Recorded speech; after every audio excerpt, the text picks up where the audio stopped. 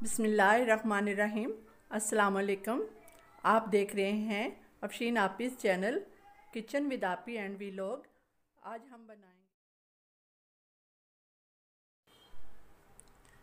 जी। कुछ दिन पहले हमारा जाना हुआ इस्लामाबाद, तो रास्ते में आता है हमारा आबाई गांव। वहां पहुंचे तो बहुत बारिश हो रही थी और बहुत हसीन मंजर लगा मुझे, तो मैंने सोचा आप लोगों के साथ शेयर किया जाए। ये हमारा आबाई गांव है कोट मोमन। यहाँ पे माल्टे किन्नू बहुत मशहूर हैं।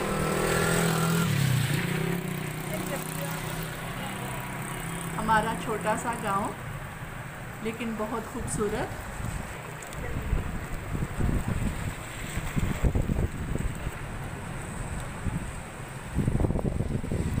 और बारिश का मौसम तो हमेशा से अट्रैक्ट करता है। रूह तक ताज़ा हो जाती है बारिश के मौसम को देख के। गांव की खालिस जट्टी।